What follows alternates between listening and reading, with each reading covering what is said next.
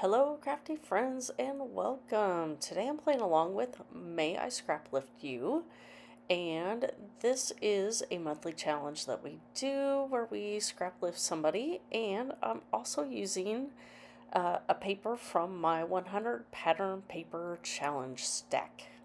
So I am documenting let's see, did I have one, two pictures? I have two pictures of my grandson Cody, and he was just playing out in the leaves in our backyard, and I snapped these two fun pictures.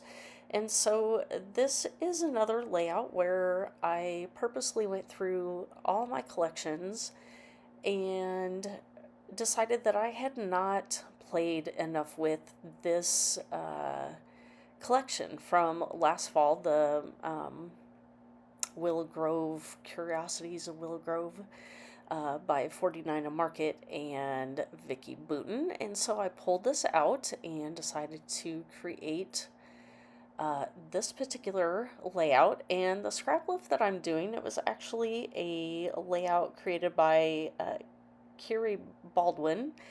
And I did share that sketch there at the beginning. So you should be able to see, really good portion from the three strips of paper. I do have my pictures in a little bit different place, but the three strips of pattern paper were my main inspiration from that particular layout. Um, so here you can see that I pulled out several things. This piece here that I'm using to map my photos is an older collection from 49 a Market that's been in my stash for a while. And so I'm actually using it to map the photos, and I'm actually going to use the front and the back of the paper.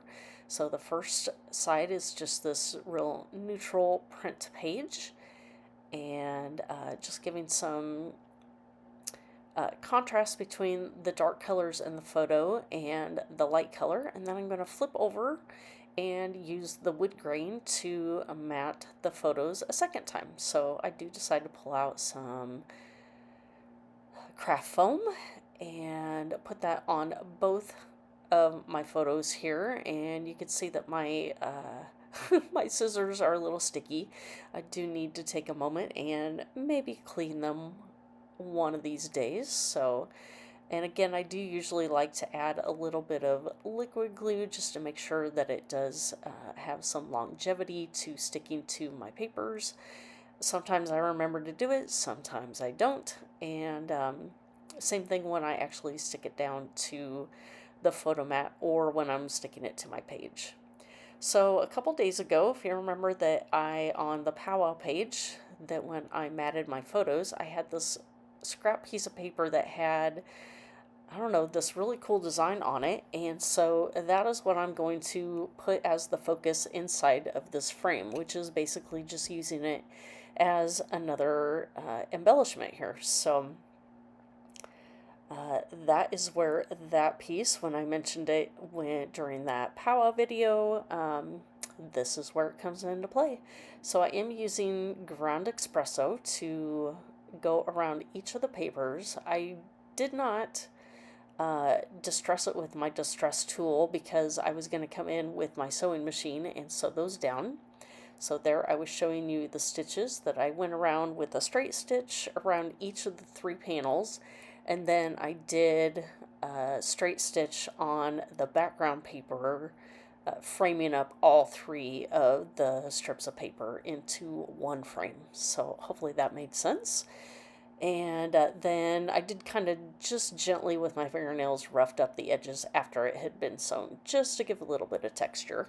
So here I am working on some of my clusters here that from my stash that I did pull out some wood buttons from an old hip kit fall kit that I had, and they actually matched quite well with this collection, so just popped on three of those in each of my cluster areas. And now I'm working on putting my photos down, and I put adhesive on both of them so then I could just verify the placement of my photos here. And so I was testing out this little piece to make sure that I had enough room there at the top to put that tab piece. Here is where my title comes in, that this is one of the flashcards that was in probably one of the ephemera packs. And so I do decide that I need a little bit of foam adhesive on the back of that frame because it is going to go over the top of the pictures that also have the foam adhesive behind it. So here I am just continuing to build the cluster that I add a couple of these little acorns. I've got another one of those wooden buttons there that I did use some more of this cream colored twine. And then here is the third button that I'm doing, and I do go through each of the holes, and I believe on this one I decide to tie a bow. So I did treat each of the buttons differently, that the bottom one is just a straight knot, the middle one is just a cross stitch through with the threads to the back, and then this one I will eventually tie that into a bow. And although we don't have acorns in our backyard, that I just thought they were a cute embellishment and just kind of went with the pictures here. And let's see, I do debate whether to put that little piece up there, and in the end I do decide not to do that.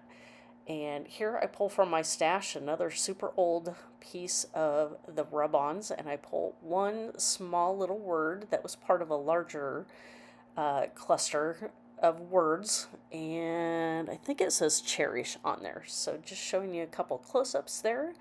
And then I do decide to come in and do some of these gold splatters with this Nuvo spray that I've had in my stash for a while. So I think that is going to wrap things up here. So if you have any questions for me, please feel free to leave those down below. I will get back to you as soon as possible. Let's see, go ahead and check out the playlist down below of everybody else playing along with May I Scraplift You. It is a list, so click through each of those links, go check out what each person created. And I do have information on the 100 pattern paper challenge if you want to try and join in still this year, or maybe see what kind of challenges she might have set up for next year as we start to enter the second half of the year. So thank you for watching today, and we will see you next time. Bye.